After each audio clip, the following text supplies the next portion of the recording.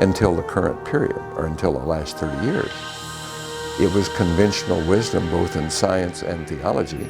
We're alone in the universe, the single repository of life, anywhere in the known universe. Well, no one believes that anymore. In 1961, astronomer and astrophysicist Dr. Frank Drake devised the Drake equation, which calculates the number of worlds with intelligent life capable of technologically communicating with us. According to Drake's own calculations, there are 10,000 communicative civilizations in the Milky Way galaxy. 4 decades later, the Drake equation has been greatly expanded on by Dr. Amir Axel, best-selling author and associate professor of mathematics and statistics at Bentley College, Massachusetts. His latest book, Probability 1, deals with why there must be intelligent life in the universe. My calculation of probability 1 goes far beyond what was explored with Drake's equation. Drake's equation refers only to our galaxy. My calculation goes to the visible universe as a whole, which has billions of galaxies and each containing billions of stars. So if you multiply all these numbers, you get tremendous odds for the existence of life.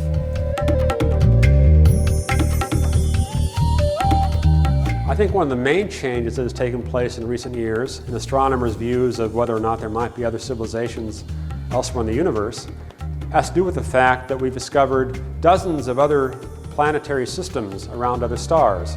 Now, in most cases, the planets are giant planets like Jupiter, not the kind that would harbor life. But where there are those kinds of planets, there are likely to be other planets too in those solar systems. And so we're optimistic these days about life elsewhere.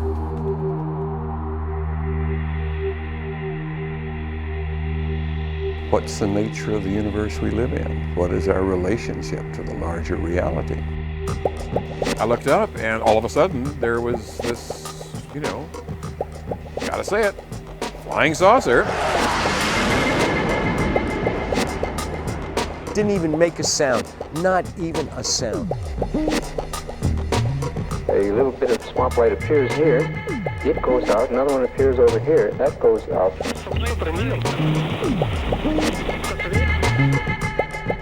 Billy, Yerko Billy. Man, it was just gone. He said, "Pussy, very bad." I saw one, but I don't know where it just disappeared. There's nothing to hide. There's nothing to hide at all. I was a part of a United States Air Force cover-up for 18 years. There's no way within the military or within the government of keeping track of something that is classified. The UFO. It clearly had a shape to it, and a big shape. This should be the subject of rigorous scientific investigation and not the subject of rubbishing by tabloid newspapers.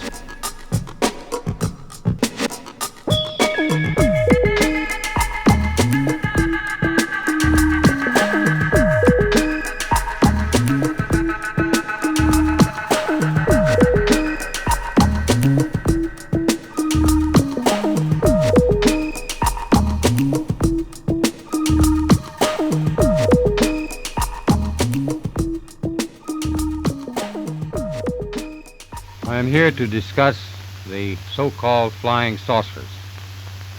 The Air Force interest in this problem has been due to our feeling of an obligation to identify and analyze to the best of our ability anything in the air that may have the possibility of threat or menace to the United States. In pursuit of this obligation, since 1947, we have received and analyzed between 1,000 and 2,000 reports.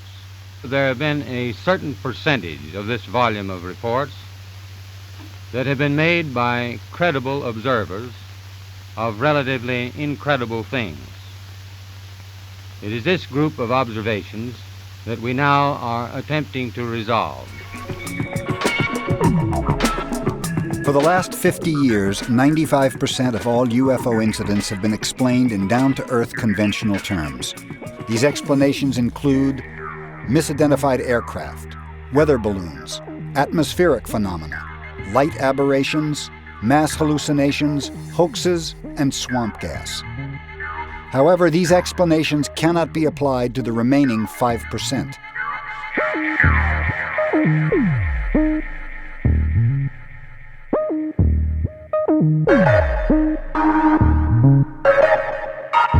The cumulative evidence in these cases leads towards a possible conclusion that some UFOs are not of Earth origin.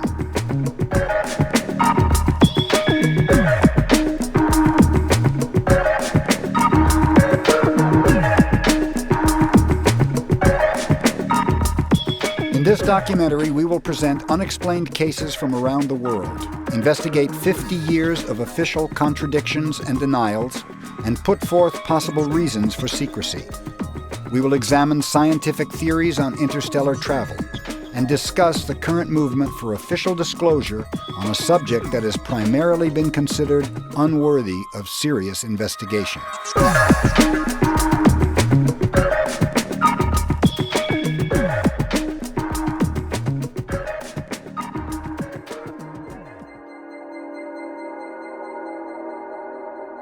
The case of the Phoenix Lights began on an evening in March of 1997. Late breaking. You're watching News 15 at 10. Do these lights belong to visitors from outer space?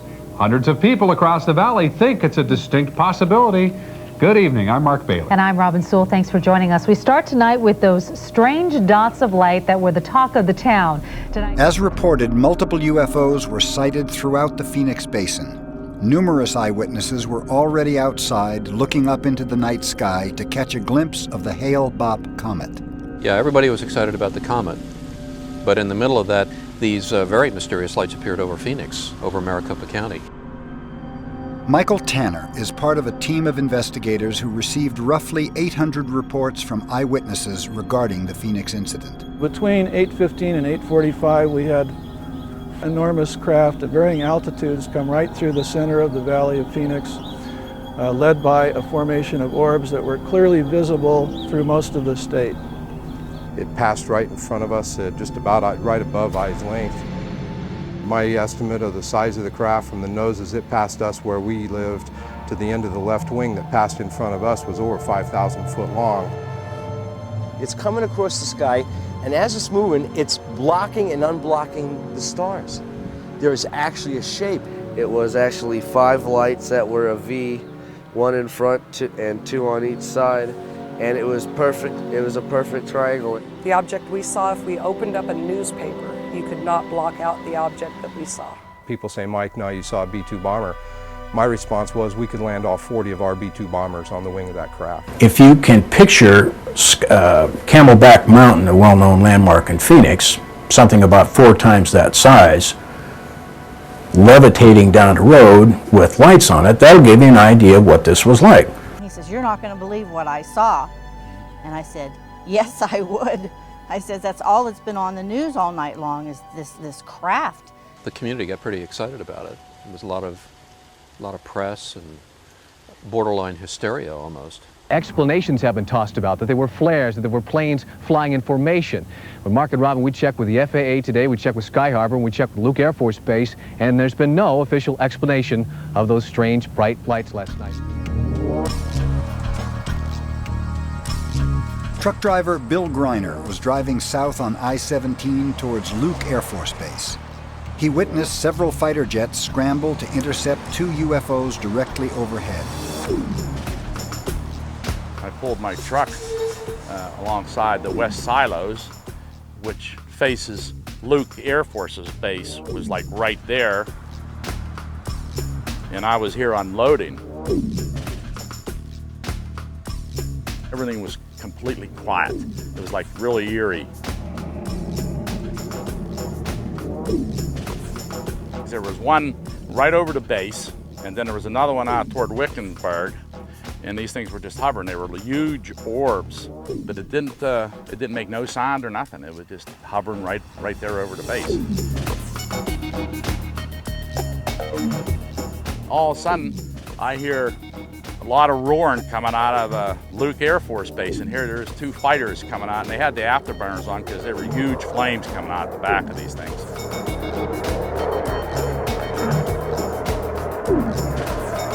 Ripped right around the back of me and shot right for those things.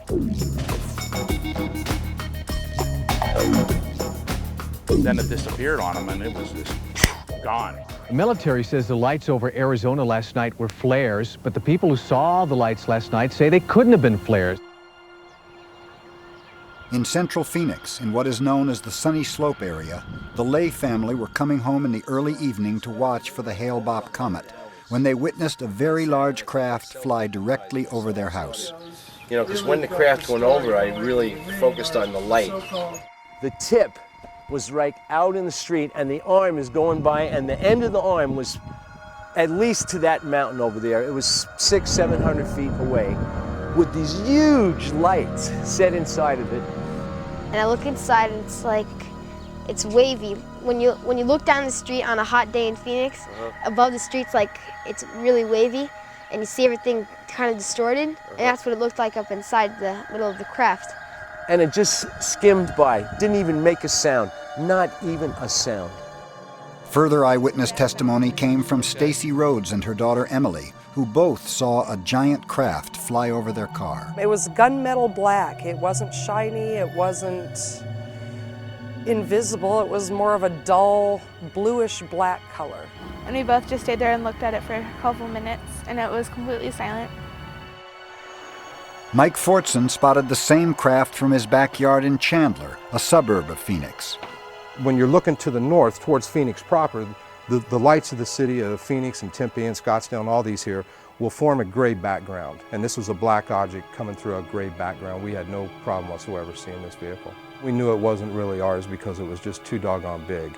Matter of fact, profoundly massive is a better way to describe it. We don't really have words in our language to describe something that large. It was huge. Councilwoman Frances Barwood was approached by a reporter who complained about the lack of response from local government regarding the sightings.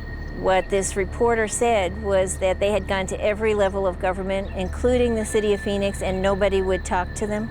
That this object went from north of Prescott, from Paulding, all the way down to Tucson, and then was also seen in Wickenburg. And nobody would give them any answer. They either told them that they were not going to talk about it at all, or that there was nothing, that nothing happened. Responding to mounting pressure from his constituents, Governor Fife Symington held a press conference. Oh, I'm going to order a full, investigation of this through DPS. We're going to make all the necessary inquiries, and we're going to get to the bottom of it. We're going to find out if it was a UFO. Later that day, Governor Symington held an unscheduled live press conference to announce that they had discovered the source behind the Phoenix lights. Now I'll ask Officer Stein and his colleagues to escort the accused into the room so that we may all look upon the guilty party. Now, this just goes to show that you guys are entirely too serious. Well, I think everybody pretty much laughed at it. I thought it was really disgusting. He was just dismissing everything that these people had seen and said, just like we're all Looney Tunes. I just thought that was a really improper attitude for somebody in his position. Nobody in state, local, federal, military, nobody wanted to talk about it. They didn't want to interview witnesses. They said it didn't happen. They said it didn't concern them. There was one councilwoman, Frances Barwood. She's the one that spoke up and said, why don't we investigate? And then when it came time for her election, she lost. And the press, the media, everybody else was really trashing her bad. Why is everybody so afraid? And the only thing I can think of is, one, they're afraid of their careers, which, comes to a point of what's more important, your soul or your job, and I guess to them it's their job. And the second thing is the scorn factor. In 2006, we caught up with Governor Fife Symington to find out what really happened and whether he believed the military's explanation that the Phoenix lights were just flares. I was never satisfied with the explanation that they were high-altitude flares. It didn't look like that. It was all too symmetrical.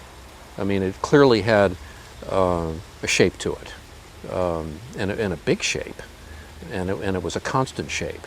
And you can't control flares that way. There's just no way they were flares. We also asked him what he wanted to accomplish with his alien stunt at the press conference. The hysteria that was building with Francis Barwood on the city council and some others, that I thought it was just, they were just getting too, overboard about it. I mean, it was unbelievable, the hysteria that was building. And I just felt that there was a need for some levity. And we were known once in a while to pull a prank. And I dressed my chief of staff up as a Martian. We let him in this Martian costume and handcuffs with the Department of Public Safety police officers, and it was just hilarious. And it was just a total meltdown at the press conference. So it was a spoof. And now I'll ask Officer Stein and his colleagues to escort the accused into the room so that we may all look upon the guilty party. Don't get him too close to me, please. We confronted him with a tape recording from one of his many constituents who failed to find the humor in this staged event. It's been a long time since I've been put on the spot on TV. Okay. Is this still a matter of ridicule to him after he came out on TV with his alien, making us all look a little foolish? We've all remained unwavering on our descriptions. A lot of evidence has been provided since then, and I'm wondering if he still feels this is a matter of ridicule or if he has taken a new stance on this. Well, that's a good question. And of course, as I said earlier, I never felt that the overall situation was a matter of ridicule. We certainly took advantage of it. Now, this just goes to show that you guys are entirely too serious. Yeah, if I had to do it all over again, I probably would have handled it differently. But at least I have the opportunity now to correct the record, and that's important. In correcting the record, he told us what he would say now. I would say that at that time over Phoenix, we all experienced a very exciting sighting of some kind of a craft of unknown origin. Nobody's ever been able to explain it, and that it was, most of us feel that it was definitely, of alien origin, enormous, inexplicable, probably one of the major sightings in modern history in the country, because a lot of people saw it in Maricopa County, and I saw it too. And we never got to the bottom of it. We never found out what they were.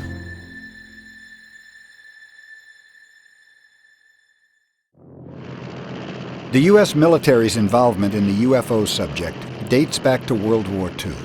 It began with the sighting by Air Force pilots of mysterious luminous orbs called Foo Fighters, which would pace aircraft during missions and then dart away. They fly circles around anything we've got flying. That strange behavior includes the ability to both hover and move at extremely high velocity, to make right-angled turns at high speed, to go straight up, straight down, all of this typically without any noise, without any visible external engines, without any wings, without any tail. We simply could not do that back 50 years ago. In the summer of 1947, numerous UFOs were spotted by local authorities, airline pilots, and civilians worldwide. By July, these sightings made headlines in newspapers all across the United States, culminating on the 8th of July with the alleged recovery of a crashed disc on a ranch near Roswell, New Mexico. The military were quick to respond. They send agents out all over this area here to try to get information on Roswell.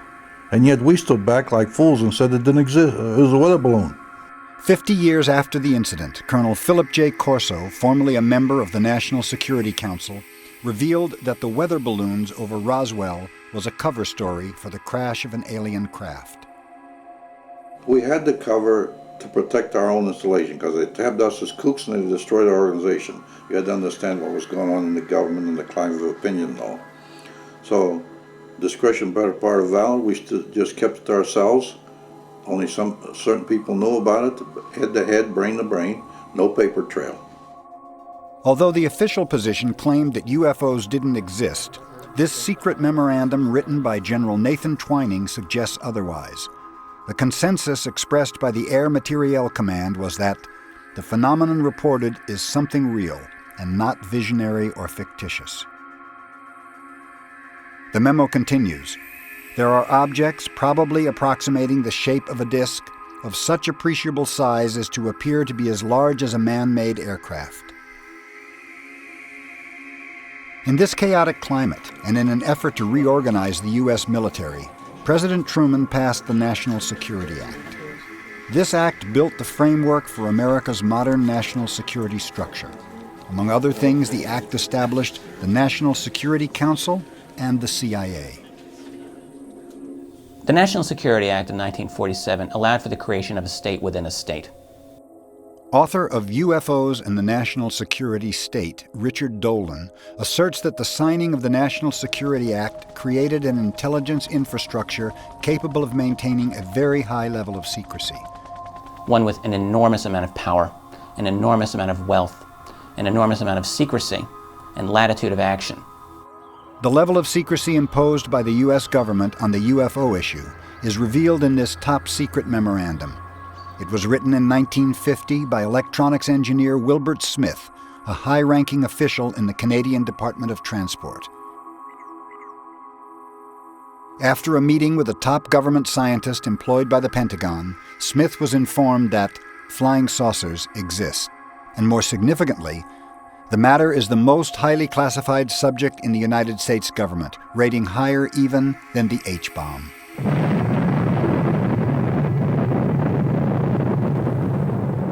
In my opinion, I think they were worried that it would panic the public if they knew that someone had vehicles that had this kind of performance, way back right after World War II.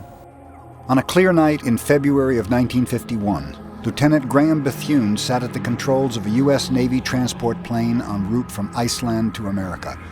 The flight was routine until Bethune spotted a strange group of lights below his aircraft. And we were at 10,000 feet. This was about 15 miles away. It came up to us like that, just about that fast. And of course, I disengaged the autopilot to put the nose over. I thought we'd be able to go under this thing and not collide with it. And when I did, it's staring me in the face and you couldn't see anything out the cockpit. We could tell it was a monster about 300 feet in diameter. As it drifted out to our right, we could see the dome. According to Lieutenant Bethune, the object remained in this position for about a minute. It then accelerated rapidly and disappeared above the horizon. Upon landing at an air base in Newfoundland, he was debriefed and interrogated by several officers from Naval Intelligence. At the conclusion, he was ordered to never speak about this incident again. You accept anything like that simply because you're in the military and that's your job, is defending the country, and whatever they tell you to do, you do. The identity of the group responsible for imposing the secrecy around the UFO issue was revealed to Lieutenant Bethune several months later in a conversation with an officer from Naval Intelligence. And I asked him the question, I said, what happens to this report? Where does it go? He said it goes to Navy Intelligence, Chief Naval Operations, then it goes to a Joint Intelligence Committee. Now, of course, later on, I learned that it was MAJIC, which is Majority Agency Joint Intelligence. Now, he said this was a small committee, but this committee determined whether it would affect our national security, that if it did, it would probably never go anywhere else.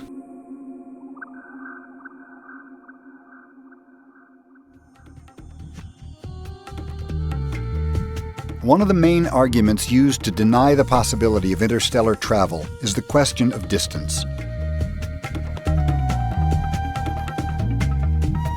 The closest star, Alpha Centauri, is 4.2 light-years away. If astronauts traveled to this star at the speed they reached the moon, it would take them roughly 100,000 years. Okay, make it smooth. Another major obstacle in obtaining interstellar travel would be the amount of fuel required. When you're driving a car, the amount of propellant you have to carry in your fuel tank is very small, just a few % of the weight of the car. When you're trying to carry enough propellant to take a rocket ship vast distances, even in our solar system, pretty soon you find yourself carrying propellant just to propel the propellant. This problem skyrockets to infinity. So we'd want to go to propulsive systems that have very, very high exhaust velocities. And with a chemical reaction, essentially a barely contained explosion in a chemical rocket, you have a limit to that. And that limit is currently almost met by the shuttle engines.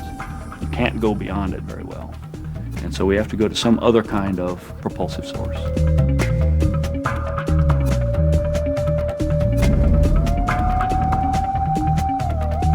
Even if we could develop a radical form of propulsion capable of obtaining near light speed, Einstein's theory of relativity tells us that we would encounter another enormous problem.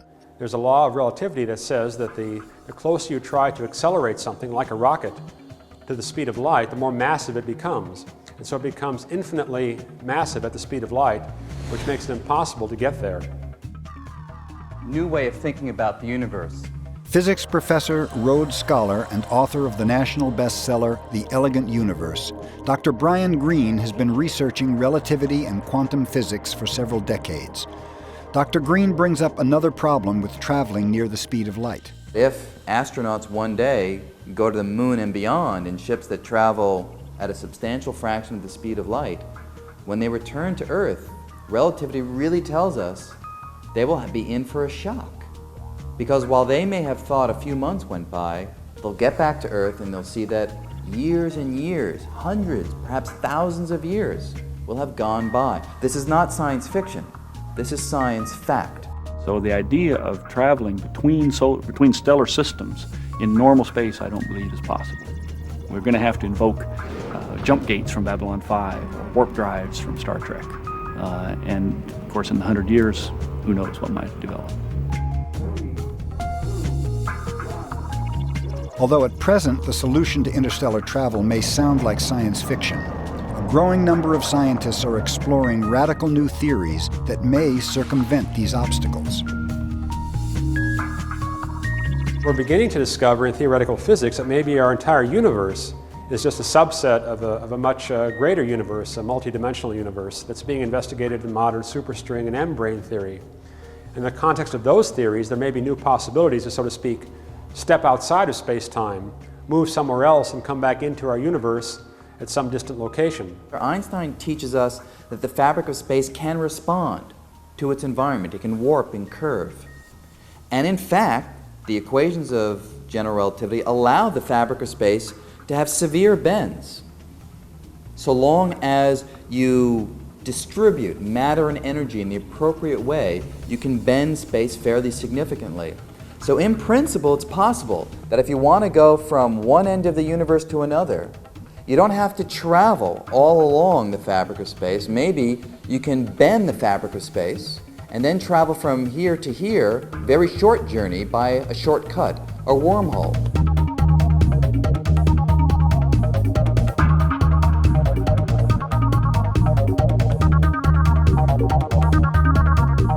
Continuing research into the possibilities of interstellar travel are currently being conducted by NASA's Breakthrough Propulsion Team, headed by Mark Millis. What we're trying to do is break it down into the smaller steps to attack the critical make-break issues of some of the things we need to find out. Can you propel a vehicle without propellant? Can you conserve momentum in the process? The issues of faster-than-light travel, the causality violations and things like that. Address those in smaller steps to see if you can eventually lead that way. Today we have scientists working for NASA, working for the U.S. Air Force, working for British Aerospace, working for other firms and agencies that we don't even know about, that are intent on discovering how to do star travel. They have already decided it can be done, theoretically. Now the question is, okay, what's the trick? Let's figure it out. If you look back 50, 100 years to what sciences we knew then and what we could do today, who knows what we could do in the future. So I have an inherent optimism about progress. And I think that what seems impossible today will possibly be possible tomorrow. We're at that point of imagining these things, asking these technological questions. Clearly, that opens the door to at least the possibility that others have figured it out already.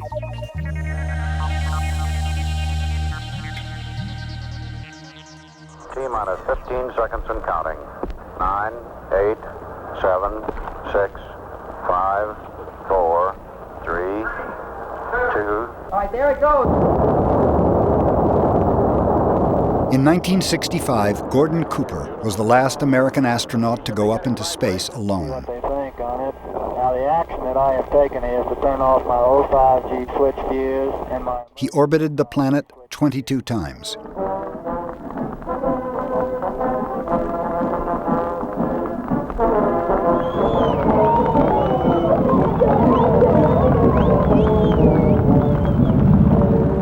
I think that those of you that know me know that I've always spoken honestly and straightforward to you. I intend to do so today. 10 years earlier, while stationed at Edwards Air Force Base, Cooper witnessed an event that has yet to be explained nearly 50 years later. He was supervising the filming of a precision landing facility for F-86 fighter jets.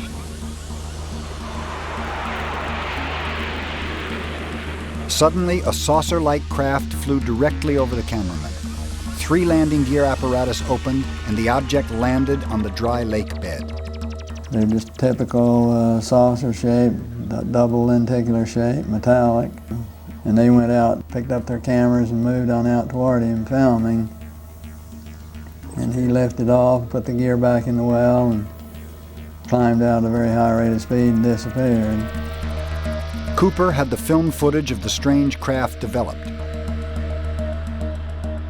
By the time it returned from processing, he had gone up through the ranks to report the incident. Finally, with the colonel telling me to, when the film arrived at my desk, to put it in the carrier pouch. There would be a courier there at my office by that time already, and they'd arranged for him to fly in our base airplane back to Washington with these films. Did you watch the film? We didn't have a chance to run it. I had a chance to hold it up to the window and look at it. It was certainly a good film. After the developed film was sent by plane to Washington, it was never seen or heard of again. Did you ever keep in touch with anybody about it or discuss it? How would I keep in touch with anybody about it? There's no way within the military or within the government of keeping track of something that is classified unless you're directly involved in it, and I was not.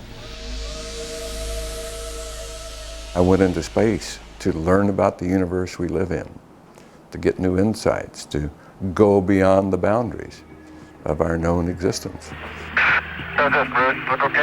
Apollo 14 astronaut and 6th man on the moon, Edgar Mitchell, states in his book, The Way of the Explorer, that he's never had first-hand experience with UFOs.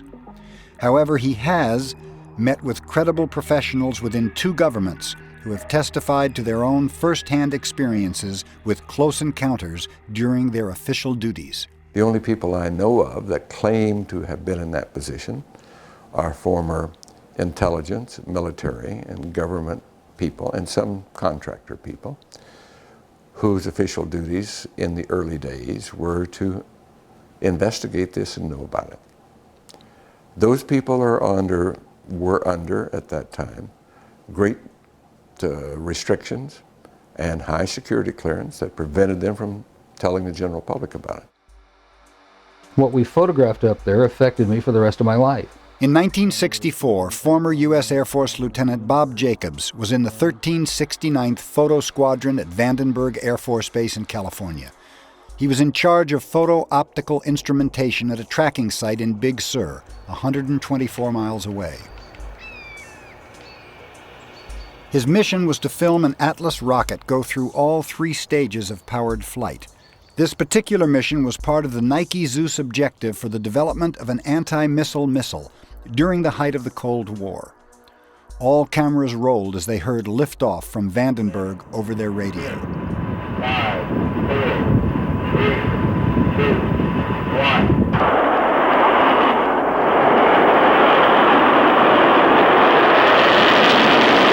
We were looking down southwest, and the missile popped up through the fog. It was just beautiful. And our guys on our M45 tracking mount with 180-inch lenses on it got it. And sure enough, we could see all 3 stages of powered flight as they burned out and dropped away. And then, of course, to our naked eye, all we saw was a smoke trail going off into subspace. So we whooped and shouted and heard the film wrap off in the BU telescope, and figured, well, that was our first big deal, and we got it. Lieutenant Jacobs then took the cans of film down to Vandenberg to have them developed that night. The following morning, Jacobs was ordered to go immediately to the office of Major Florence J. Mansman, the ranking optical instrumentation officer in charge. I walked into his office, and they had a screen and a 16-millimeter projector set up. There was a couch, and Major Mansman said, sit down, and there were 2 guys, as I recall, 2 guys in gray suits, civilian clothes. which was fairly unusual. And Major Mansman said, "Watch this," and turned on the film projector. And I watched the screen, and there was the launch from a day or two before at Big Sur. As the Atlas missile entered the frame, we could see the whole third stage, which has two rocket nozzles like this and one in the center, a gimbaled one in the center, filling our frame from about 160 miles. That was pretty exciting optics. And then on that telescope, we could see the warhead, the dummy warhead. According to Jacobs, at this stage the rocket was traveling between 11 and 14,000 miles per hour when a saucer-shaped craft entered the frame. It flew into the frame like this, and it shot a beam of light at the warhead. Now, remember, all this stuff is flying at several thousand miles an hour. So this thing fires a beam of light at the warhead, hits it, fires another beam of light, and then flies out the way it came in. And the warhead tumbles out of space. Now, when the lights came on, Major Mansman turned around and looked at me and said, "Were you guys screwing around up there?" And I said, "No, sir." And he said, "What was that?" And I said, "It looks to me like we got a UFO." Nearly 2 decades later, several letters written by Major Florence J. Mansman were obtained. In one dated March 8, 1983, Major Mansman corroborated Lieutenant Jacobs' story. In the film, the assumption was at that time extraterrestrial. Details would be sketchy and from memory. The shape was classic disc. The center seemed to be a raised bubble. Now, Major Mansman said to me, after some discussion about it, he said, "You are never to speak of this again. As far as you're concerned, this never happened." In another letter, Major Mansman describes how 2 agents took the footage. They did not sign out for all the footage, but took out that part that showed the encounter and returned the rest of the film as a complete package. The one agent stated as he handed me back the film, "That leaves you off the hook, but not off any disclosure. Understood?" Naturally, my answer was, "Yes, sir." Major Mansman never saw it again, and as far as I'm concerned, or nobody else ever saw it again. Certainly not at Vandenberg. I'm certain that it left Vandenberg and went somewhere else. Another case involving nuclear missiles happened 3 years later at Malmstrom Air Force Base in Montana. This site is the largest missile field in the world. We simply were told not to talk about it. We did not talk about it to anyone. As a Strategic Air Command launch controller, Lieutenant Colonel Robert Salas was one of the men responsible for the deployment of nuclear Minutemen missiles. 3, 2, 1, key turn.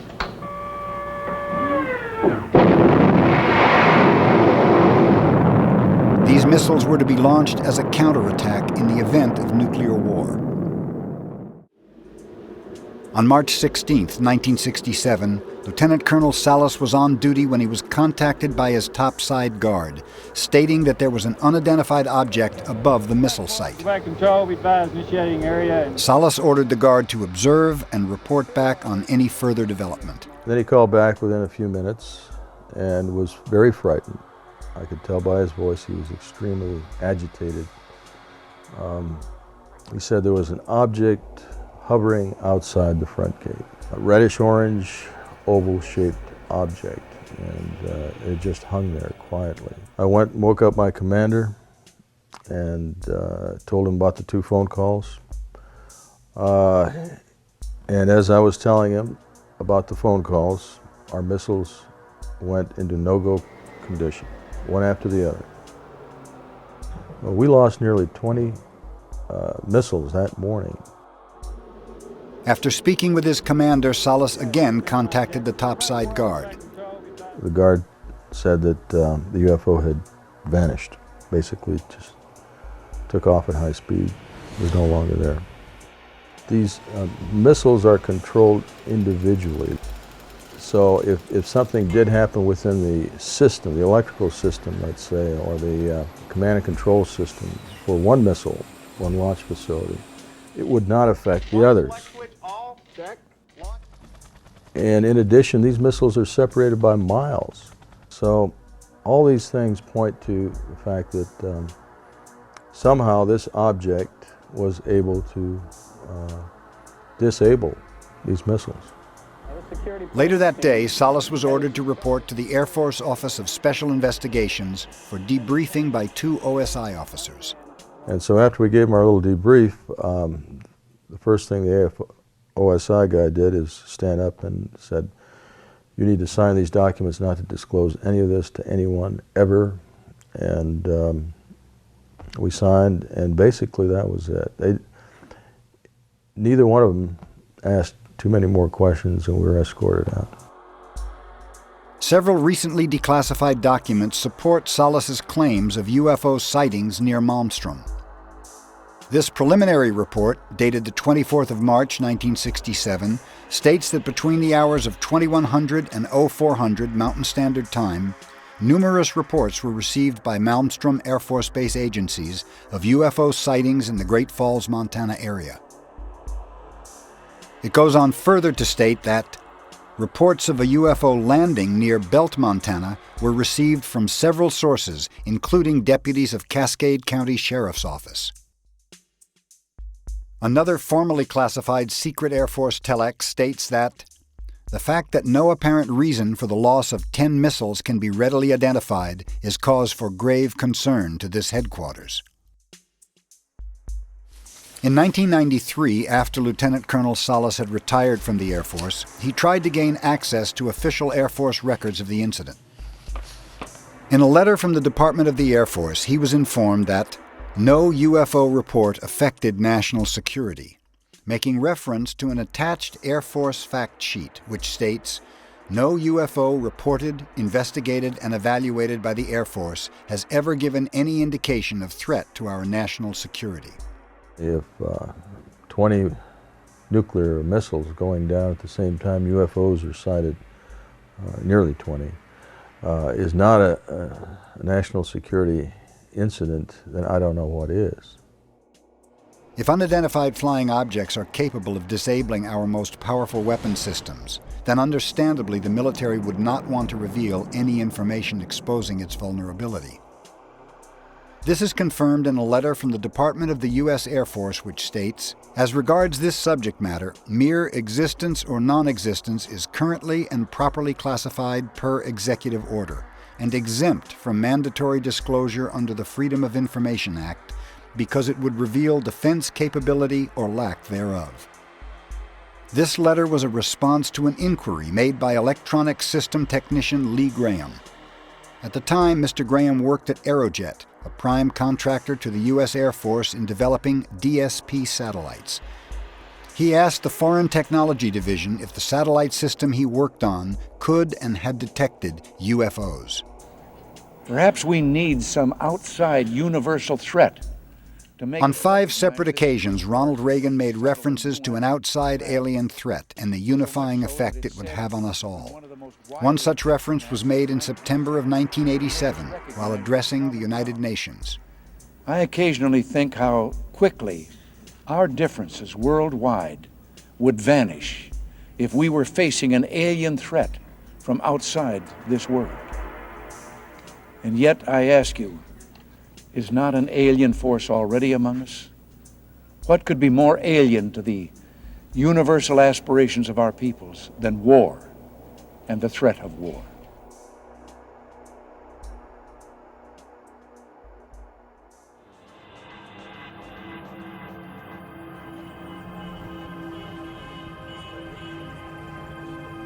Not every government chooses to deny the existence of UFOs.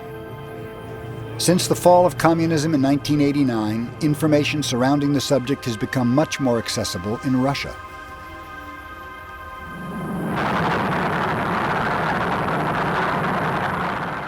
Cosmonaut Pavel Popovich was one of Russia's earliest cosmonauts. He joins the ranks of an increasing number of military personnel who have testified as to the validity of the UFO phenomenon. Major General Popovich shared with us a sighting he had while flying home from Washington, D.C. with a delegation of scientists. Но вот почему-то у меня возникло такое желание, я сидел возле иллюминатора, посмотреть в иллюминатор. Я посмотрел, и у меня, значит, глаза вот такие сразу стали. Смотрю рядом, практически где-то, ну, километра, может быть, 1,5 от нас. И где-то, может быть, может быть, на 1000 метров выше летит объект. Причем правильной треугольной формы. Равнобедренный треугольник. Белый-белый, ярко-белый. Ну, я летчик, летчик-истребитель. Я знаю многие типы летательных аппаратов, но это ни на что не похоже. The pilots contacted ground control. Ground control did not detect anything on radar, even though the object could be seen by all occupants of the plane. И он пошел параллельным курсом, но со скоростью, если мы шли где-то примерно там 950 или 1000 километров в час, то он пошел со скоростью примерно где-то 1500 минимум. Потому что он обогнал нас довольно быстро, ну, по истечению где-то, может быть, секунд 30-40, вот так. Он прошел и обогнал нас. И все. И ни академики, никто ничего, абсолютно никто ничего не мог сказать, что это за объект. Now we're going to meet the head of Special Intelligence Section of the Center for Space Communication of Russia, Major General Vasily Alexeyev. It's like CIA, but I don't know how to tell it. Just outside Moscow is Star City. This is the home of the Russian space program. Могучий космический корабль унесет меня в далекие просторы Вселенной.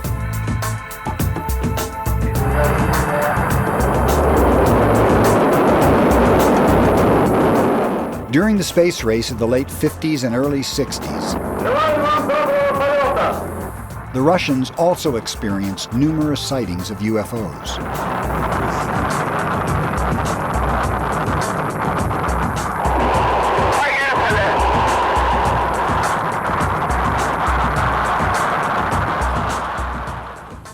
In Star City, we met with General Alexeyev, who spoke with us about the history of unidentified flying objects over Russia. Все спонтанно предполагали, что это что-то другое.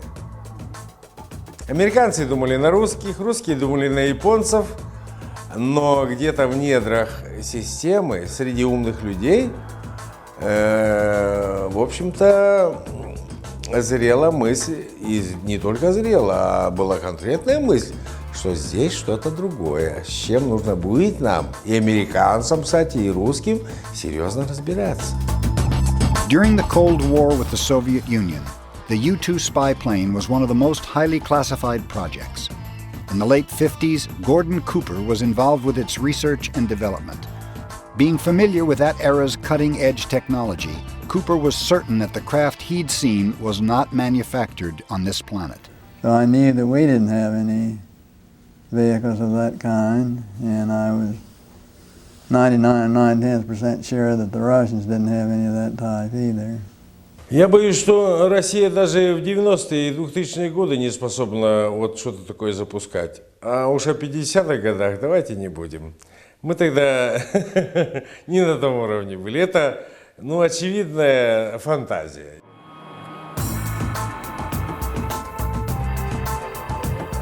By the 70s, the Russian military began to take the UFO subject very seriously. Поток информации достиг, ну, какого-то уровня, будем говорить, кризисного, что ли. Когда уже замечать эту информацию, вернее, не замечать, было невозможно. At this point, the Soviet Union allocated a great sum of money towards a thorough investigation of the UFO phenomena. И вот когда эта работа была проведена, она длилась месяцев 8, наверное, вот тогда начали думать, что здесь действительно что-то есть. After the fall of the Soviet Union, Glasnost brought about a new era of openness. We traveled to Mineral Water, a city near the Chechenian border where we met with Deputy Minister of the Interior, Colonel Oprovich. He shared with us a sighting he had while flying in a commercial jet over Russia. He, along with 100 other passengers, noticed a spherical object outside the plane. Этот шар мог молниеносно исчезать, появляться, зафиксироваться на месте, и как бы ощущалось, что она сопровождает наш самолет. Это длилось порядка около часа.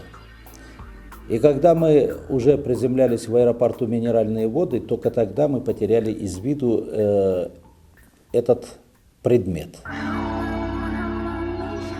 This sighting led the colonel to do extensive research on UFO incidents throughout Russia. В бывшем Советском Союзе была закрыта эта тема. Мы просто понаслышке от любителей слышали кое-что, никаких публикаций не было. Ну и что от этого кто выиграл? Никто.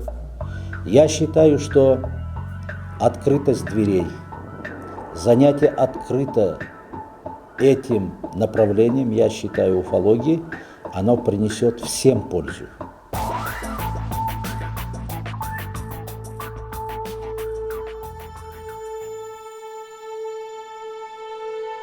"140 miles north of London is Bentwaters, England.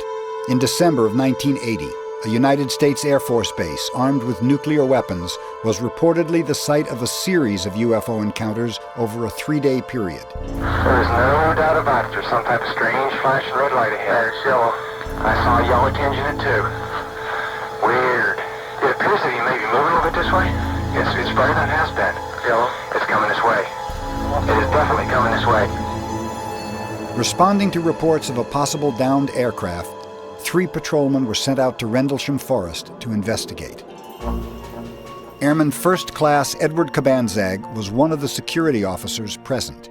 That night, we were on Security 1, which was in charge of mobile security for the Woodbridge base, and we responded to Jim Burroughs' sighting of something out on the edge of the flight line. Well, the controller on the radio broadcast over the air that go down and check out a possible UFO. Another security officer present was Airman First Class John Burroughs. So it was like me, it was Peniston, me, and then Cabanzag to my right. It was apparent that it wasn't an aircraft crash. We knew that much. Staff Sergeant Jim Peniston was sent down to lead Burroughs and Cabanzag to investigate the object. There was a craft of some sort that was sitting just inside the tree line. As the 3 officers approached the alleged crash site, it became obvious that it wasn't what they were prepared for. Burroughs would say to Jim Peniston, "Do you see that? Do you see what's out there at the edge of the trees?" It was just bright lights, you know, and the only way you can describe it is, I guess you'd call it an object. At that point in time, 3 of us had direct observation of the craft. The closer we would get to it, we would lose communication, you know, with Central Security Control. Cabanzag was sent back towards the base to help transmit radio communications between the other 2 officers, who went further to investigate.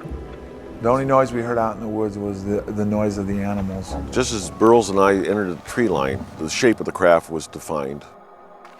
The closer we got, the more the white light dissipated, but what appeared was a triangular craft. When we approached it, it was, I say it measured probably about 9 feet long, maybe 6 feet high, a little higher, maybe 6.5 feet. The lighting emanated from the fabric of the craft, and it would actually move around. I mean, it would move. You'd have different locations where maybe a little blue lighting was going into it, or maybe a little red. And then there must have been some type of lighting underneath of it, because it silhouetted the aircraft itself. What I did that night is I had my notebook with me. I went around and started doing a 360 walk around the area, taking, recording my observations. I was looking underneath the craft like that. I had taken quite detailed notes on that. Type of aircraft still unknown. No apparent landing gear. No sound, but appears to be pulsating somehow. Yeah, it was pretty nerve-wracking. I mean, there's something there right in front of you, you don't know what it is. I would go ahead and feel the craft, which was warm. There was static electricity in the air. Very warm to touch. Identifying markings are on left front side. As I came around to the one side of the of the craft. There was etching on the face me just above the center part of the craft itself.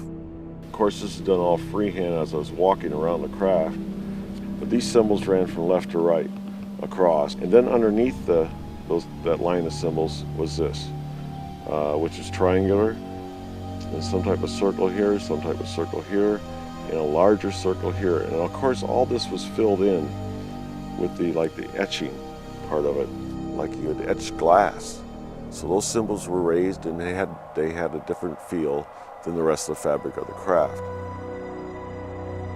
Liftoff occurred at 2:45 with no sound, no air disturbance, and no other identifying markings. Myself and at that time Burroughs, we were at a fairly good distance, maybe 30 feet away from it, and we had taken a defensive position on the ground. I mean, it was threatening to me, but it wasn't the type that you were going to shoot on it. And also the fact was that, what would happen if I would have shot at him? What good would it have done? And then it started moving back in between the trees with absolutely no sound, no air disturbance at all. Whatever it was went up and shot back up out over the trees, just like it was there and was gone. Takeoff, unknown speed, and I write, impossible. Details of this sighting were first made public when this Air Force memo was obtained through the Freedom of Information Act.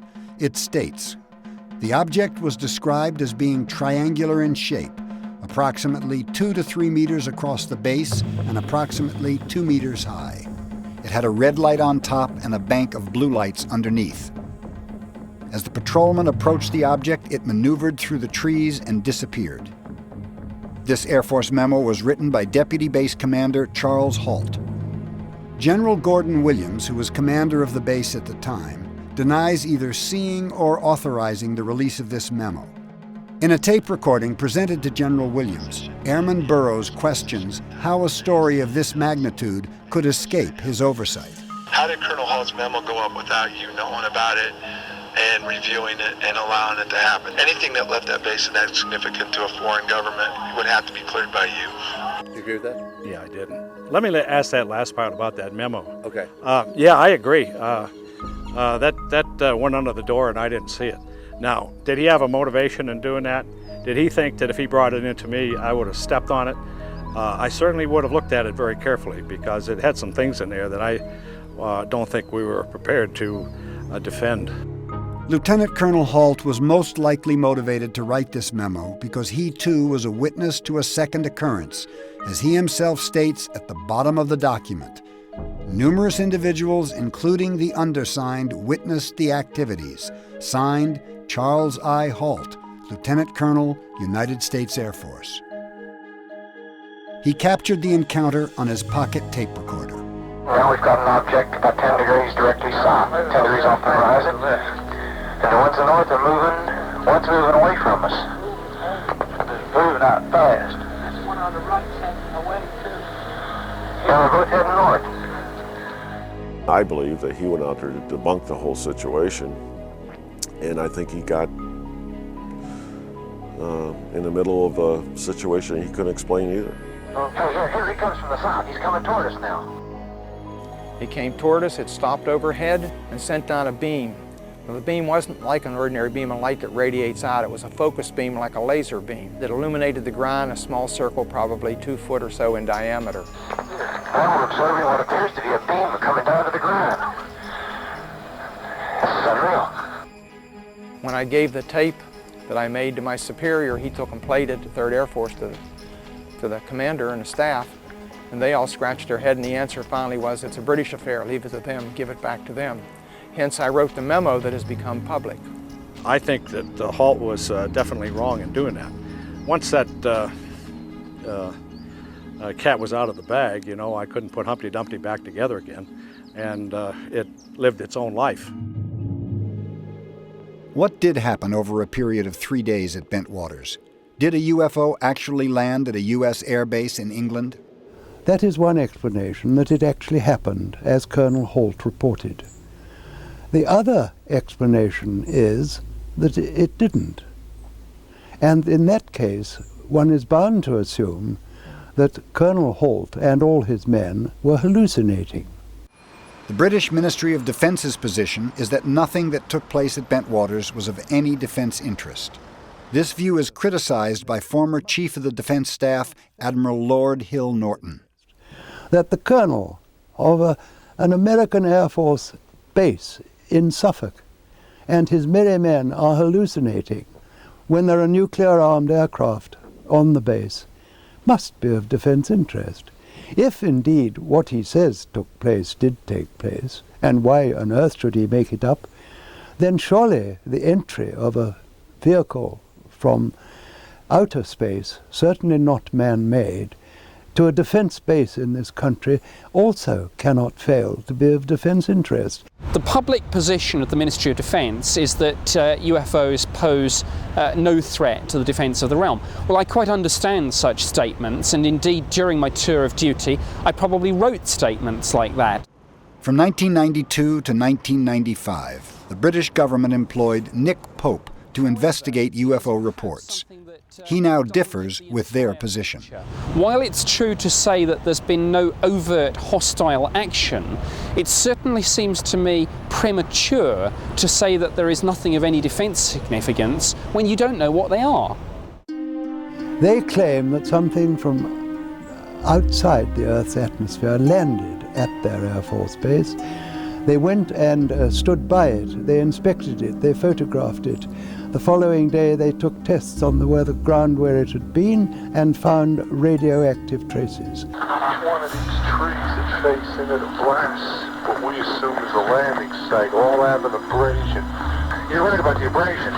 And I've never seen a tree that's, never seen a pine tree that's been damaged react that fast. I got a bottle to put that in. Yeah, you got a sample bottle? Just for the soil. But when we went back out there in the area the next morning after we got off duty and found areas where something was damaged, that's when you're even more like, what's going on, you know? I think it's fairly well known that Colonel Holt and his team examined the landing site very carefully, both the damage to the trees and the 3 indentations found on the forest floor where this metallic craft was seen to land.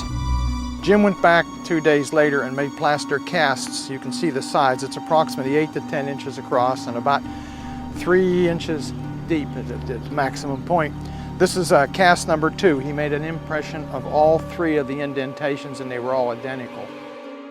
The United States Air Force position is that there was a sighting on the base, witnessed by both high-ranking officers and base security police.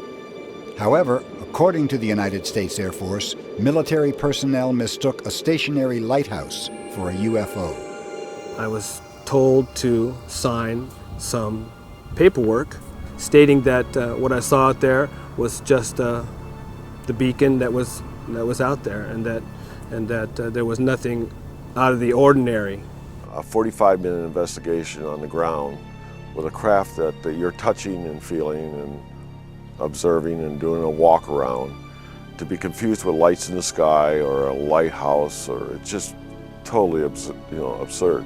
Lighthouses don't fly, they don't go up, they don't go back. I mean, you know, and then you could say, well, if you were a half a mile away and you thought something moved up and the beacon was throwing things, we were right on top of whatever was right there. So there's no way that was a lighthouse beacon. 3 competent Air Force guys saw it, told not to ever talk about it. Georgina Bruni has been researching the Bentwaters incident for over 5 years. Her book, You Can't Tell the People, is the definitive account of this case. In May of 2001, she was one of the first to receive a number of previously classified documents from the Ministry of Defense about the Bentwaters incident. These documents are known as the Rendlesham Files. In one of the first documents in the file, we have now, in black and white, that General Gabriel, who was the Chief of the United States Air Force in Europe, was handed taped evidence.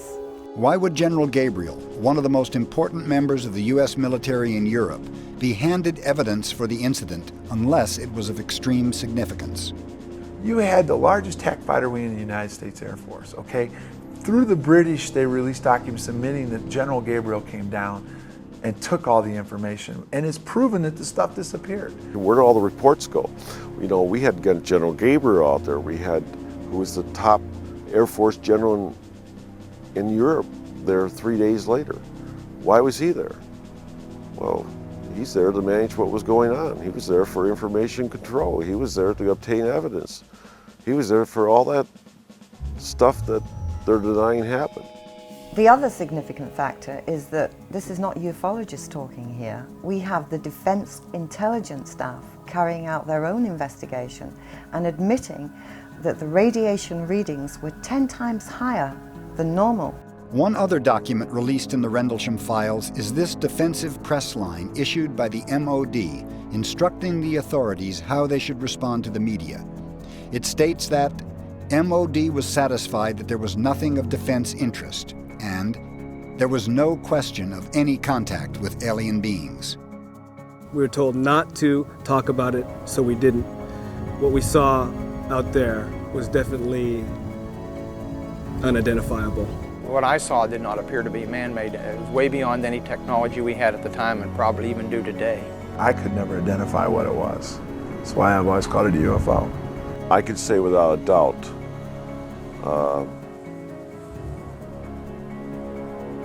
that we're probably not alone.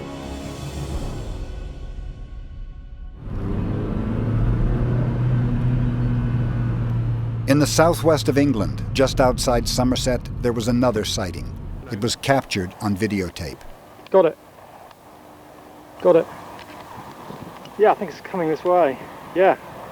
Yeah, I can see it. Is it? It is. That's amazing. The UFO that you saw originally was spotted approximately about 200 yards to the left of the aerial mast, and I suppose it was probably at about 500 feet up. It was very low in the sky. And this is a radio communications This is tower a radio communications. They've got 3 military masts on there, and it sends out, one is a navigational signal, which is used for aircraft. The other 2 aerials are near the top. We're not quite sure, but there is a pulsed frequency that comes from them.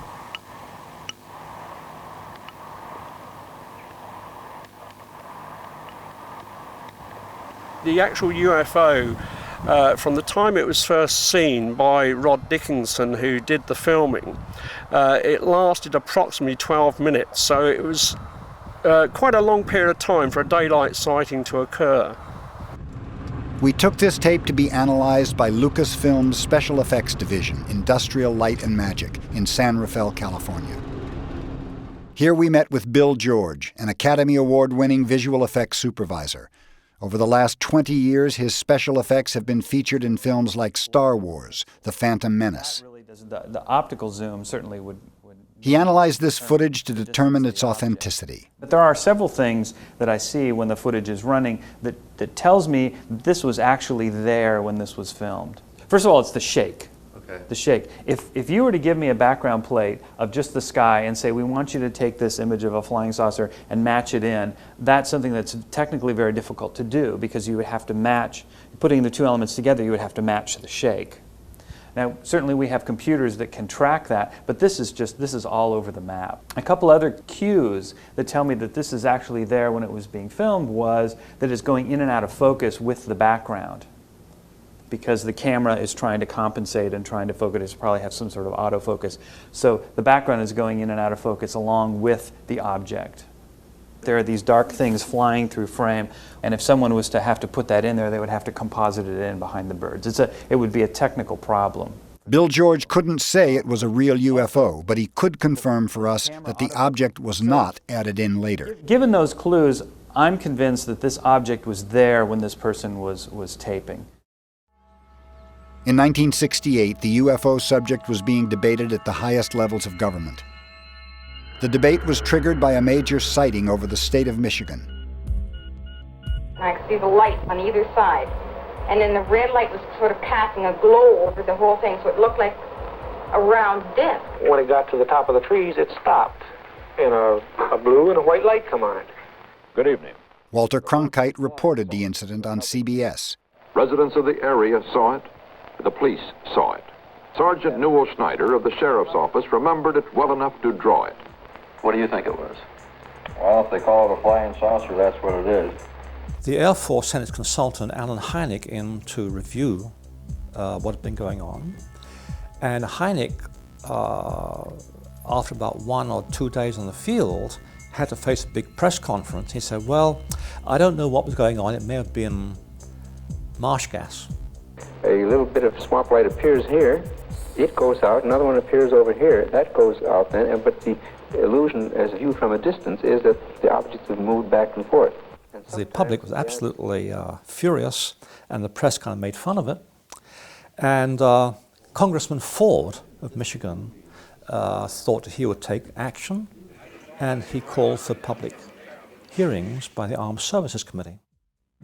This matter should be brought in an exclusive telephone interview. The late President, Gerald Ford, confirmed his involvement in the investigation. I undoubtedly wrote Chairman Mendel Rivers of the Committee on Armed Services that such an investigation be taken. Congress heard testimony from a number of witnesses. Former Marine Corps Major Donald Kehoe asserted that there was far more to UFOs than swamp gas. In fact, the Air Force at one time had a top-secret estimate that these things were interplanetary spaceships. To date, we have over 10,000 cases at Wright-Patterson Air Force Base, of which 646 of these remain unidentified. The Air Force has been accused from time to time of hiding information about UFO. What do you have to say to that, Colonel Thackery? Well, these charges are absolutely untrue. The Air Force continued to maintain that it was hiding nothing. And we've always honored accredited media when they wanted to investigate a given specific sighting. There's nothing to hide. There's nothing to hide at all. Now, this is not an attack on the Air Force spokesman or the project spokesman. They are simply following orders to explain away all UFO sightings as quickly as possible when they become public and deny that UFOs really exist. So it was pressure from Congress that led to the study that ended up not being an open study. It was a few days long. It ended up by being a project given to university that lasted 18 months. In an effort to maintain a neutral investigation, it was assigned to the University of Colorado. The university gathered a team of 11 eminent scientists. They were to analyze and make public their conclusions of the most compelling UFO cases. As reported in a 1968 feature article published by Look magazine, the university study was doomed from the beginning. The project leader, Dr. Edward Condon, appeared to be biased from the start. In February of 1967, he stated, "My attitude right now is that there's nothing to it." He added, "But I'm not supposed to reach a conclusion for another year." The Look article goes on to describe how 2 scientists were fired over a leaked memo written by one of the project's managers. This memo dictated what the project's conclusions were to be before the project even started. The leaked memo read, "The trick would be, I think, to describe the project so that to the public it would appear a totally objective study, but to the scientific community would present the image of a group of non-believers trying their best to be objective, but having an almost zero expectation of finding a saucer." When Representative J. Edward Roosh read the leaked memo and all the controversy published by Look magazine, he urged Congress to take over the investigation because he challenged the objectivity of the study. His plea was ignored. Left unchecked, the project chairman announced the conclusions to the anxiously waiting press. Dr. Condon stated that nothing has come from the study of UFOs that has added to scientific knowledge. It is not a fair and accurate summary of the body of the report, which a summary should be. 3 decades later, Dr. Peter Sturrock, an astrophysicist from Stanford University, takes a close look at some of the case studies never mentioned in Condon's summary. The Condon report is really a complex document. If you're looking for what they thought were wild goose chases, you'll find those. If you're looking to see whether there were any intriguing cases that were really challenges to the staff, you'll find them. And if you want to see whether the staff thought anything was what they call, quotes, a real UFO, you'll find that too. There are 2 radiovisual cases analyzed by MacDonald and Thayer.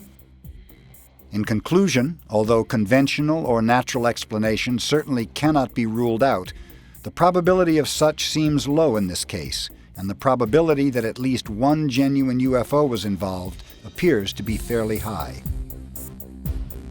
Another case summary was that this must remain as one of the most puzzling radar cases on record, and no conclusion is possible at this time. And there are 2 photographic cases analyzed by William Hartmann, who he thought were possible UFOs. This is one of the few UFO reports in which all factors investigated, geometric, psychological, and physical, appear to be consistent with the assertion that an extraordinary flying object, silvery, metallic, disc-shaped, tens of meters in diameter, and evidently artificial, flew within sight of 2 witnesses.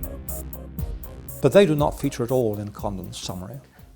Part that most people read, the part that the press referred to, were the few pages of recommendations and about 1 chapter, a short chapter of summary that were written entirely by Condon.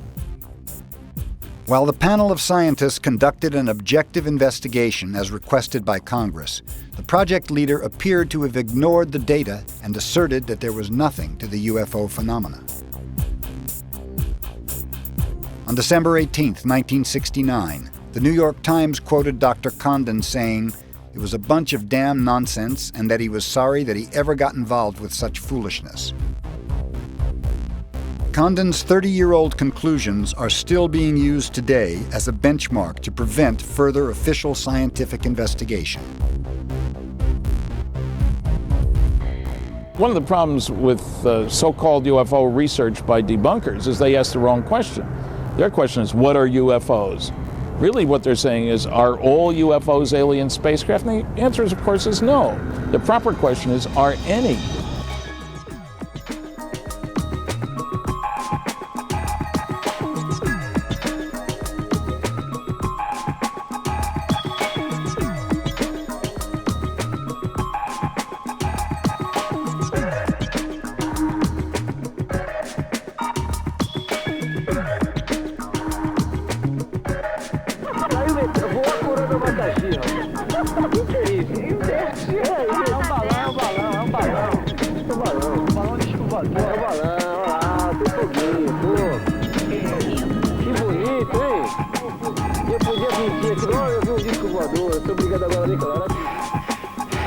UFO.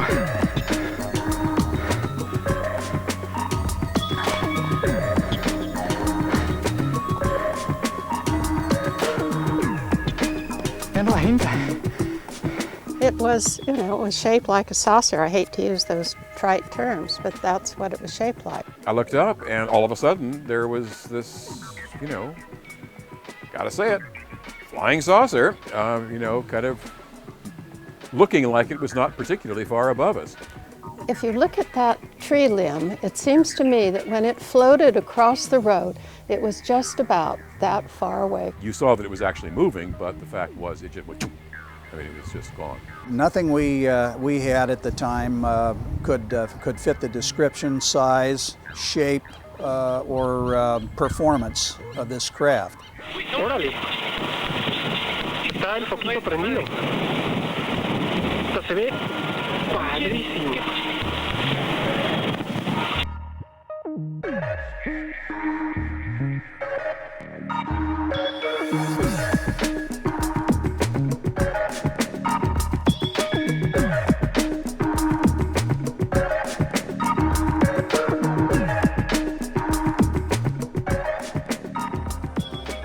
It appears that many people in power are being kept out of the loop regarding the UFO phenomena.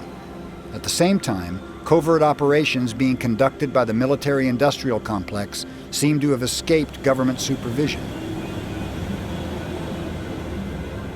In the councils of government, we must guard against the acquisition of unwarranted influence, whether sought or unsought, by the military-industrial complex.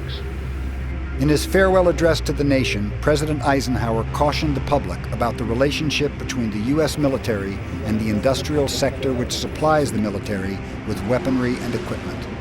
Eisenhower felt that if gone unchecked, the military-industrial complex would become too powerful.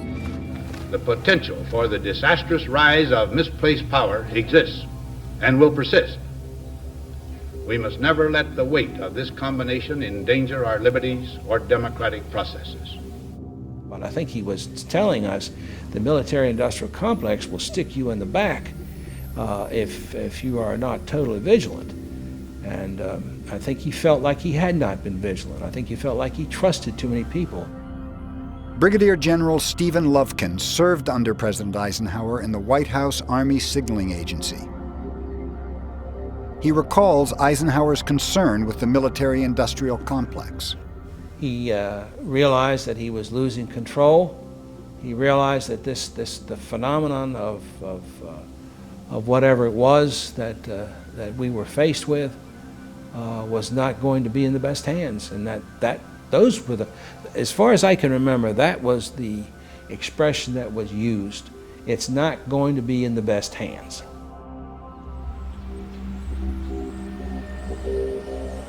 Almost as great as the mystery surrounding the origin of UFOs is the wall of denial encountered even by the most powerful citizens in the land. In October of 1969, President Jimmy Carter, who was then governor of Georgia, had a UFO sighting. He filed a report with the National Investigations Committee on Aerial Phenomena. In the report, he described a sharply outlined, self-luminous object about the size of the moon. It maneuvered silently in front of 10 witnesses.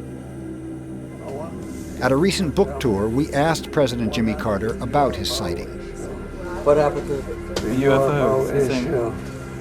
I don't really know what happened to it. I saw one, but I don't know what, it just disappeared. Well, this is the first. The president... During Jimmy Carter's presidential campaign, he promised to make public what the government knew about UFOs. In an effort to fulfill this promise, President Carter's scientific advisor, Frank Press, wrote a letter requesting that NASA lead the investigations into the UFO phenomena. When news of this pending investigation reached Air Force Colonel Charles Senn, he wrote NASA. In closing, he stated, "I sincerely hope you are successful in preventing a reopening of UFO investigations." Whatever activity is going on, to the extent that it is a clandestine group, a quasi-government group, a quasi-private group, it is without any type, as far as I can tell, of high-level government oversight. And that is a great concern. In December of 1977, NASA officially declined President Carter's request, proposing that it take no steps to establish a research activity in this area. Did you ask when you were president? What is it? Yes, but there's a lot of different answers, and nobody has proof of things.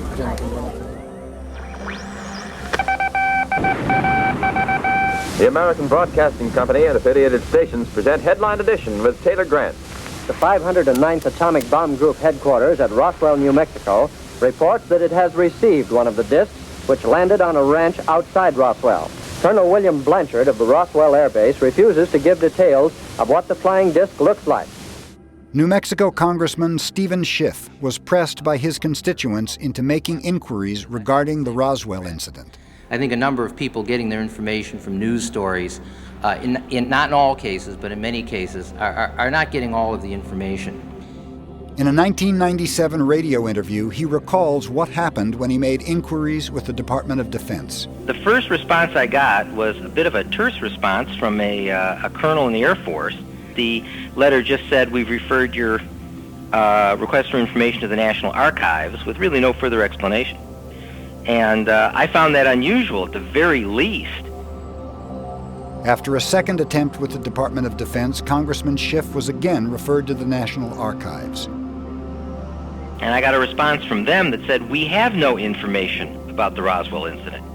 And further, they added a note that said, we've received a great number of requests for information. And I thought to myself, well, I'm not surprised. I mean, if the Defense Department is sending everybody to the National Archives, that they'd be getting a lot of requests. And frankly, I felt this was a runaround. In other words, in my view, the Defense Department sent me to another agency on my request, knowing that agency would not have any information.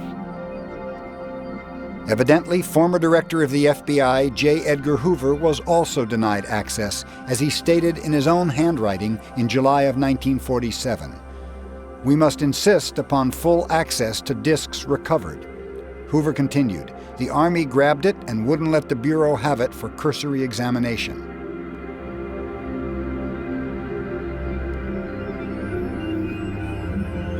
We will stand against the forces of... A more recent inquiry was apparently made by President Bill Clinton. Let us stand up and talk against it. He asked Associate Attorney General Webster Hubbell to investigate. Webb Hubbell and Bill Clinton were old friends. In his book, Friends in High Places, Hubbell recalls a special favor that President Clinton made after he first came into office. Webb, he said, if I put you over at Justice, I want you to find out the answers to two questions for me. One, who killed JFK? And two, are there UFOs? He was dead serious. Hubbell had looked into both, but wasn't satisfied with the answers he was getting.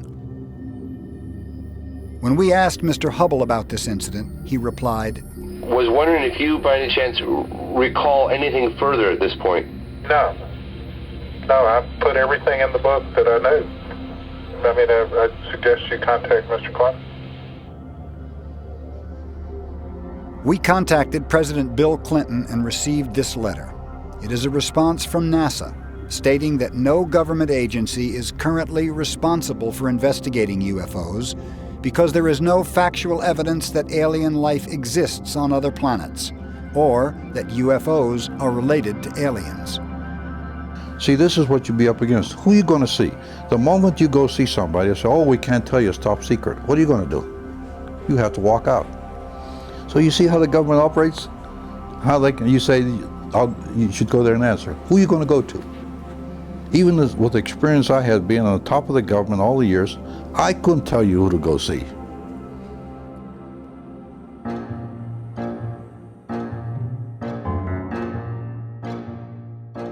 Paris, 1999. The most important UFO study in recent decades is made public. This was presented to the President and Prime Minister of France, urging diplomatic action with the U.S. through the European Union. The report was compiled by the Cometa Group, which investigated over 500 UFO cases from around the world. This report, which came from a high-level group of French military officers primarily, as well as some scientists, is the most strongly worded pro-UFO document ever written in any language that has been made public by a group of this stature.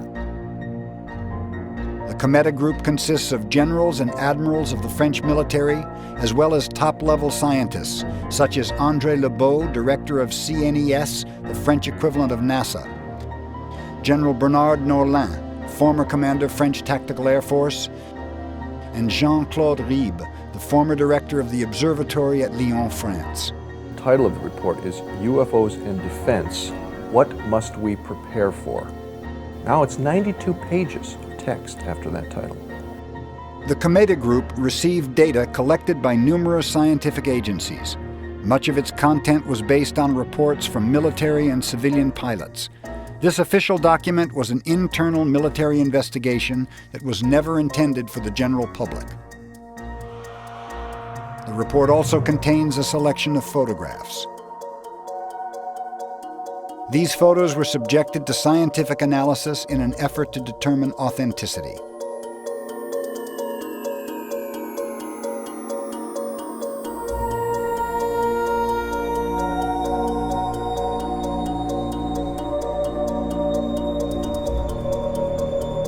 Cometa also examined physical evidence, such as plant and soil samples taken from alleged landing sites. One such case occurred on January 8, 1981 in southern France. There was only a single witness to that event. He was working in his small farm. Late one afternoon, he heard a whistling sound. He looked up, and just above the trees was this strange craft. It descended and landed 30 feet away in his garden. La forme, c'était comme si on posait deux assiettes, l'une sur l'autre. He told his wife about it in the evening, and she thought that he was joking. They went back in the morning to look at the area, and they found traces on the ground. Sì, sì, che il y avait le ronde. Tu vois, maintenant commence à revenir l'herbe, mais là, ils l'ont coupé beaucoup de fois. Et ici. The scientists came out in a week or two, and they took further samples of soils. They also took samples of plants, and the analysis of the soil and plants were very interesting. They were carried out quite professionally, and there was evidence of compression of the soil, and there was a clear evidence of damage to the plants, the kind of injury that could happen because of heating, due to microwaves, for instance. So there was good physical evidence in that case, and moreover there were two kinds of physical evidence: injury, damage to the soil, and damage to the plants. Despite the physical evidence, the small town of Trans-en-Provence labeled the farmer as a flying saucer fanatic. Je peux pas dire que c'était une soucoupe volante, que c'était... J'ai vu quelque chose, oui. Il s'est posé, il est reparti. A number of cases analyzed by the Cometa Group came from military pilots involved in UFO incidents. One of the most dramatic cases occurred in September of 1976, when a Phantom F-4 jet flown by a pilot from the Iranian Royal Air Force attempted to fire a missile at a UFO. In the same instant, the pilot's fire control console and radio went dead. At this point, a smaller craft emerged from the main UFO and circled around the jet. The pilot then took evasive action, and power to his controls returned. He escaped unharmed. In this report, they say, in effect, UFOs are real. Ergo, the extraterrestrial hypothesis may in some cases be the best or only real answer and cannot be ignored. They are technological. They do things that we probably can't do.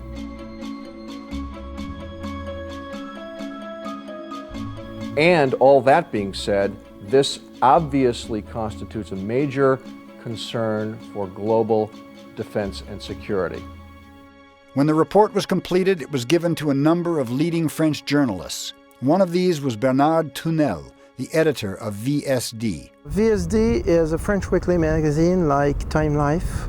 We are a journal press publication. It's not specialized in UFO sightings at all. The Cometa Group allowed VSD to publish the report, provided it was not manipulated in any way. If the public was aware of the Cometa report, then the Cometa report was not going to disappear in any kind of official or semi-official dark hole, so to speak. Then the Cometa report became a public fact, and it remains a public fact. To date, the report has not been officially published outside of France.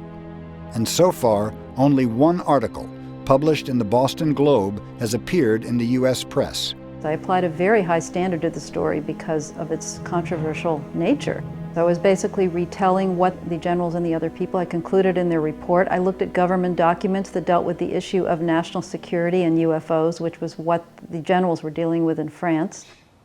Despite her thoroughness, Leslie Kean encountered much resistance in getting the story published. I went to many papers, many of whom I published with in the past. People laughed, hung up the phone. The subject matter is ridiculed in the media. And so even though I was dealing with facts in this article and high-level journalism, they weren't interested because of the subject matter. This was really frustrating because I thought this was an extremely important story, and I know that it was newsworthy. Most Americans have never heard of it. The group hasn't published an English translation that anybody can get a hold of. And they seem to be on the trail of saying, hey, you Americans, you're holding back technology that you've learned from flying saucers from your allies. So it's a message to the Pentagon, not to the public. They know the Pentagon knows they're real. So it's an important report for what it says. No other report with names, with people with excellent cases, this is not anonymous reporting now, has come close to taking as strong a stand that some UFOs are extraterrestrial spacecraft. In 2007, the French National Space Agency, CNES, released a half-century of previously classified UFO reports.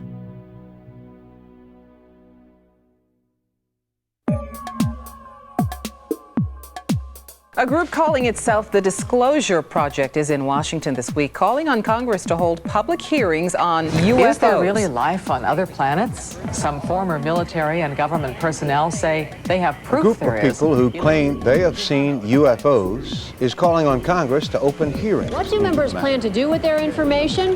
They hope Congress and President Bush take notice. Before a crowd of believers and skeptics, with cameras rolling, members of a group calling itself the Disclosure Project stood up one by one to tell personal experiences involving what they say are UFOs. I have with me the voice tapes of the controllers that were involved. I have a copy of the original of the video that we took, which is rather interesting. And it's called the UFO Incident. Japan 1648, I believe the number was, that happened on November the 18th, 1986. When it was all done, the CIA, one of the CIA men told the people they were now sworn to secrecy, that this meeting never happened and this event never happened. We have another. The Disclosure Project was formed by Dr. Stephen Greer in 1993. Since then, he has gathered together over 200 military and civilian witnesses who experienced UFO events during their official duties. We had ground visual, ground radar, airborne visual, and airborne radar confirmation of some of these sightings. Witnesses ranged from FAA controllers to military communications specialists. And I can clearly recall seeing a message that went through my crypto center which said that a UFO had crashed on the island of Spitsbergen, Norway, and the team of scientists were coming to investigate it. Many witnesses provided official documentation of their event. Out of the National Archives, I have the 18-page official Navy and Air Force report. So the truth is here. I will testify under oath before Congress that everything that I have said is true.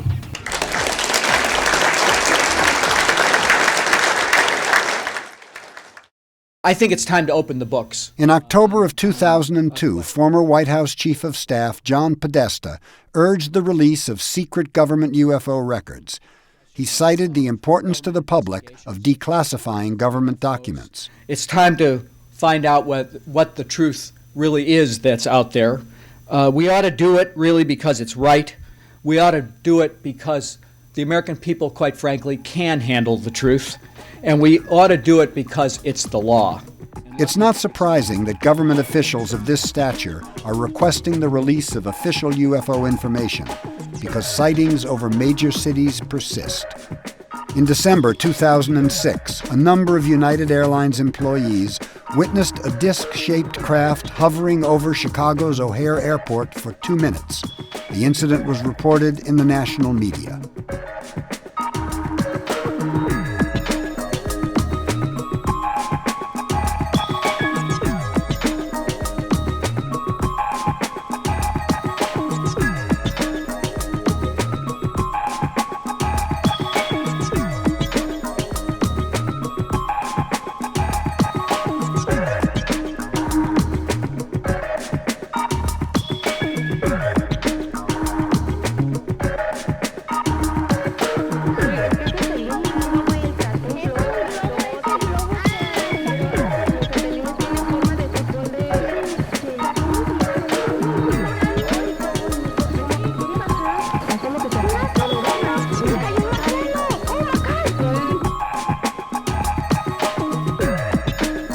Often in reliable UFO cases, the official explanation is more unbelievable than the event itself. I had the evidence that a crash did happen here.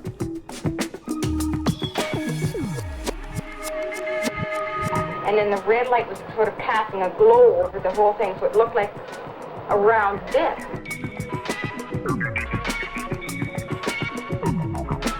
I saw one, but I don't know what, it just disappeared.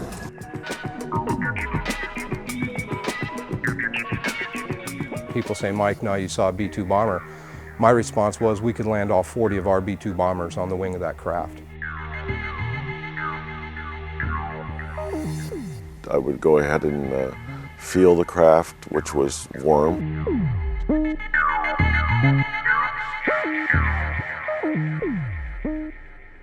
There is a serious possibility that we are being visited and have been visited for many years by people from outer space, from other civilizations.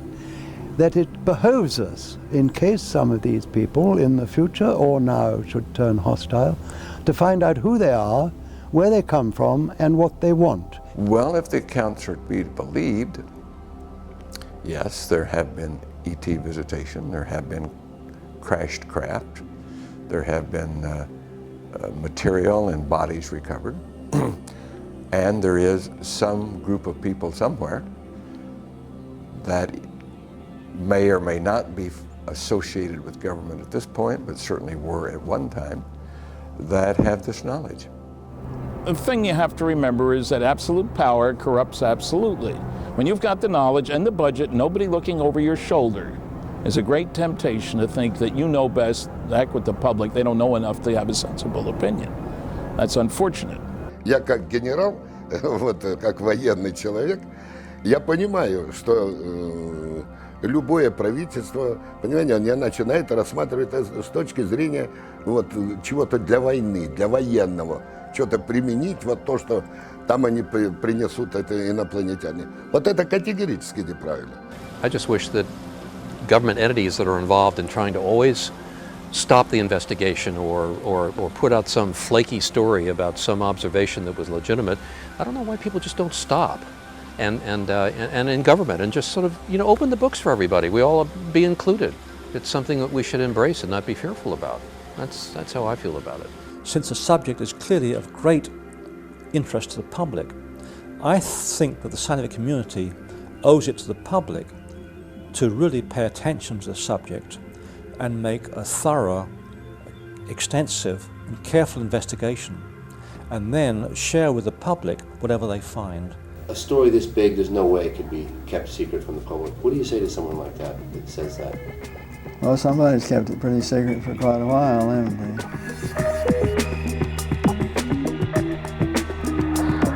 If structured craft of unknown origin are penetrating our skies, the people best equipped to know are the military. And we will provide you with all the information that you need. Numerous military witnesses are prepared to testify in great detail, but need immunity from their security oaths. Congress is currently being lobbied to provide a platform for such testimony, but so far, to no avail. The discovery that we are being visited by extraterrestrials would be one of the greatest in human history. Such a discovery would profoundly alter the perception of ourselves and our place in the universe.